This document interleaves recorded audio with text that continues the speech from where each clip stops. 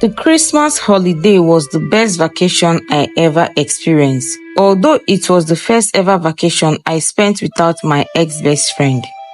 But I still enjoyed myself because I had lots of cash to spend and classic clothes to wear to notable places, thanks to Dumebi. Although Dumebi spent her holiday overseas, no day passed by without we calling and checking up on each other. Soon, the holiday was over and school resumed for the new term. Our former principal has been replaced with a newer, stricter woman. As the day goes by, Dumebi and I became more closer. Although I've not accepted her proposal, yet she has been nothing but sweet to me. She had gifted me lots of classic clothes, money to flex with during the holiday, and also a brand new phone. Dumebi did her best to make my stay in Emerald Heights Academy a bliss. I felt like a queen indeed.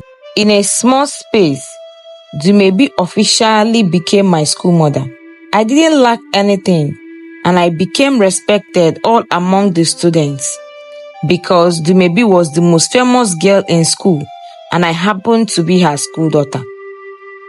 Even in the dining hall, we were given presidential table. Abigail and I drifted apart gradually. We still talk once in a while, but we stayed on our lanes. And I don't care about her. After all, she is a poor broke daughter of a widow with funny body odor. And I'm way past her level now. Every night, Dumebi kept asking me to sleep on her bed with an excuse that she was scared. She would then embrace me from behind and we would sleep in that position till morning. Sometimes at night, I could still hear silent noises coming from the other two roommates behind our bed. Whenever I tried to look back and see what was going on, Dumebi with her arms around my body would assure me not to worry about them. She would say that they are having a nice time and I should go back to sleep.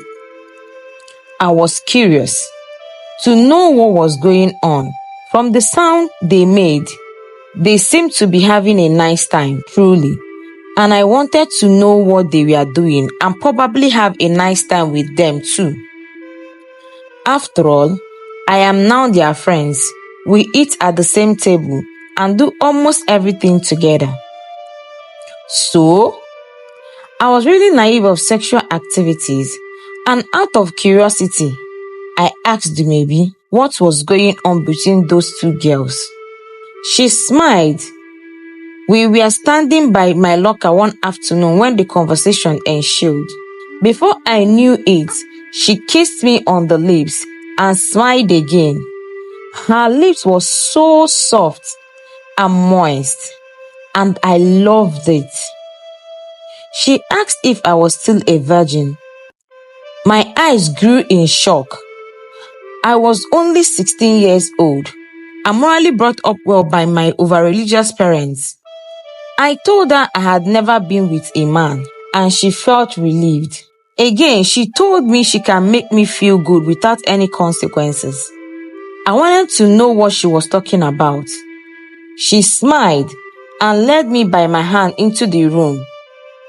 We met the two other roommates inside the room. Just in, Dumebi told me to sit on her bed. Then she whispered into the two girls' ears. They laughed and got up, while Dumebi came to sit beside me and held my hand. And we watched the two other girls take off their clothes and immediately got intimate with each other. I felt irritated and disgusted at first, but Dumebi softened a grip on my hand and caressed my hand to calm down. My nerves calmed and I started enjoying the show. One of the girls took out a candle from the drawer and used it on her partner. They seemed to be having a nice time, and I watched with new interest as if to try out something new. Then, one of the girls brought out a lighter from her bag and lighted the thread on the candle that was inside the other girl. They were smiling and enjoying themselves until the fire caught the bed they were lying on. They both started panicking, and in an attempt to put out the fire and take out the candle, half part of the candle broke into the girl's private area. They both started panicking the more.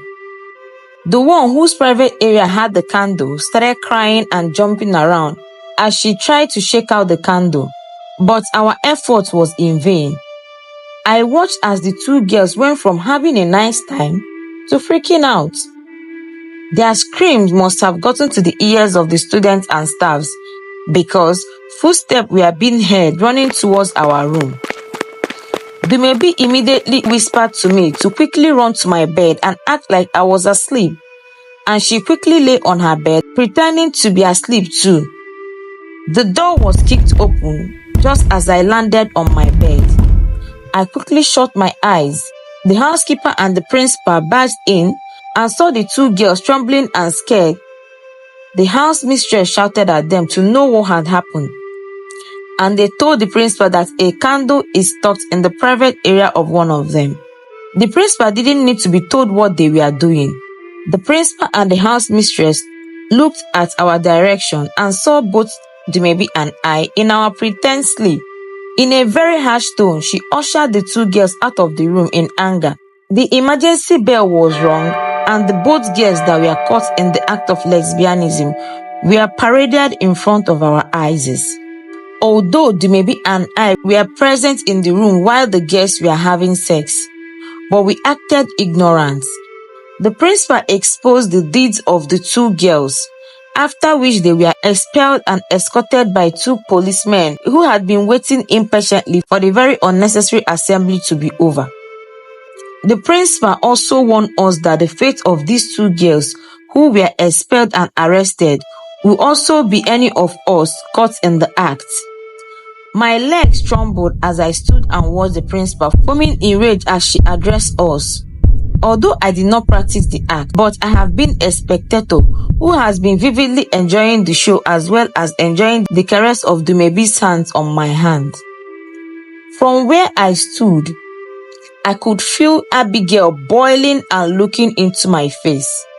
I was very sure she had lots of questions to ask me since the two girls whom were being caught were my friends and roommates. But I was not bothered by Abigail, because I did not really see her as my friend anymore, so I don't owe her any explanation. I quickly walked towards my room. Immediately the principal dismissed us. Dumebi smiled and hugged me immediately we entered the room. She assured me not to be worried as no harm will come near me. I should just accept her proposal and will be fine. After a few weeks, I finally accepted her proposal. Then one day, I was sitting on the toilet seat when two girls walked into the washroom and started gossiping. I recognized the first speaker's voice as Abigail, and the second girl was Abigail's new best friend, Celine. I had seen both of them together since resumption, and although I felt a pang of jealousy, but I did not allow it to bother me, because they were both losers. The two losers started gossiping about Dumebi and I strained my ears from where I was standing to hear what they were saying. Do you know that our former principal is a lesbian and Dumebi was her puppet? I heard Celine telling Abigail. Oh my God! Abigail gasped. How did you know? Abigail asked her. I caught them together in her office last year, Celine replied Abigail. And now that your best friend Mesoma and Dumebi are close, are you sure they are not lesbian partners? Celine asked. My name is Mesoma, of course. How dare this bitch call my name? I thought to myself. Immediately, I flushed the toilet and stormed out of the toilet, walked up to Celine and gave her a dirty slap on her face. She fell on the floor and I glared at Abigail, who was too stunned to speak. I warned her never to speak ill of Dumebi anymore. As I was about to walk away, Abigail grabbed my left arm, forcing me to stare eyeball to eyeball with her. Her eyes were sparkling with tears building up. Staring into her eyes, I could read many warnings and plead for me to retrace my steps. Her eyes spoke many words, but the only word she was able to utter from her lip was, please. Abigail has never been in love, so she wouldn't understand how my heart felt. Although I had accepted Dumebi's proposal, we hadn't done anything rather than sharing kisses once in a while. The highest we have done was deep kiss, and I loved every moment of it. But I wanted more. My body was hungry for more, and I wanted to satisfy this weird and interesting sweet hunger. I let Dumebi know about how I felt, and she promised that we are going to explore each other's body that night. We were behind a huge tree at the back of our classroom when the romantic conversation and sexual promises ensued. But unknowing to us, Sterling had been eavesdropping on our conversation and heard everything. That night, Dumebi fulfilled her promise to me. She explored every corner of my body so gently that I thought I would faint out of pure pleasure. We were both naked and she was lying on top of me with a toy that I've never seen before and I don't know where she got from in her hand. And that was the position we were caught by our new principal, our house mistress, and of course, the unforgiving Sterling. They had opened the door quietly when we had been engrossed in our passionate lovemaking. They had stood there and watched for a while, so Dumebi and I could not deny, because we were caught in the act red-handed. The school mistress wasn't looking too happy, and Dumebi quickly rushed to meet her and held her hand while whispering gently to her ears. And that was the last time I ever saw Dumebi. The next day, the new principal addressed on the danger of disobedience and how another student has been caught yet again practicing lesbianism. The emergency bell has been rung for myself and Dumebi, but I could not find Dumebi anywhere. I heard the principal inform the assembly guests of Emerald Heights Academy that one of the girls escaped, but the other girl will face a punishment of expulsion and arrest squarely. That was my clue to stand up as I was invited to the podium to be paraded in front of the students. This was my first time standing in front of them. I just wished the ground would open and swallow me. I scanned through the crowd to see if I would see Dumebi, but she was nowhere to be found. My eyes and Abigail's eyes met, and I could see her weeping. Standing beside her was the evil Celine, who was laughing at my predicament. I kept on hearing loud sobbing from a distance, and I looked towards the direction, only to see my mother sobbing uncontrollably, and my father trying to control her while having a hard time controlling his own emotions. That was the last thing I remembered before I fainted. The next time I woke up, I find myself behind bars, solely facing the repercussion of an offense that was committed by two people. It has been 10 years since the incident, and here I am writing this letter from the corner of my room in the prison, quietly facing my 14 years imprisonment for lesbianism. I am 26 years old girl now, and I've gotten used to being behind these bars. Abigail never for once stopped coming to visit me. She had graduated from Emerald Heights Academy, graduated from the university, done her youth service, and was now working in a government hospital with mouth-watering salary. She had also gotten married and is expecting her first child in few months' time. Yes, she never for once deserted me. She had helped take care of my parents during my absence. From her, I learned that Celine was the one that reported us to her mother, who was the new principal as at then. I also learned that Dumebi's mother was the owner of Emerald Heights Academy and had aided her daughter to escape to America, where she could continue with her studies and her sexual preference in a country where lesbianism is legally accepted. That first night with Dumebi, We had not really gotten deep into the act. We were only caught naked, lying on top of each other and kissing. So I can boldly say I am still a virgin. Yet I was the scapegoat, and Dumebi, who was a core expert in lesbianism, enticed other students and even had sex with the former principal, and some teachers went free.